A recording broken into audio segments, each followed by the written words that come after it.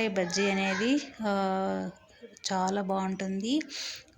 మీరు కూడా ట్రై చేయండి. ఈరోజు నైట్కి నేను ఇలా బెండకాయ బజ్జీ అయితే నేను ట్రై చేస్తున్నాను రైస్తో పాటు.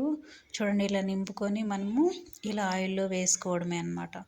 ఇలా కొంచెం బాగా డీప్ ఫ్రై చేస్తే మనకు బెండకాయ కూడా బాగా లోపలంతా ఉడికి ఇలా మనం తినేపాటికే కొంచెం క్రిస్పీగా అనిపిస్తుంది అనమాట. మనం కొరికినప్పుడు మనకు వాము ఇందులో వేసాం కదా, ఆ ఫ్లేవర్ అనేది మనకు తెలుస్తుంది. ఇలా చూడండి, బెండకాయ బజ్జీలు అయితే రెడీ అయిపోయాయి.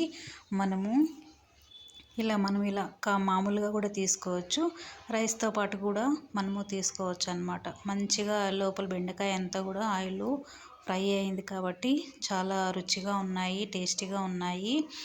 అదేవిధంగానే మీరు శనగపిండితో పాటు కొద్దిగా బియ్యం పౌడర్ కూడా వేసుకోవచ్చు, క్రిస్పీనెస్ బాగానే ఉంటుంది. నేనైతే పైన టమాటో సాస్ వేసుకొని ఇలా నేను తినడం అయితే జరిగింది. చాలా టేస్ట్ అయితే చాలా బాగున్నాయండి.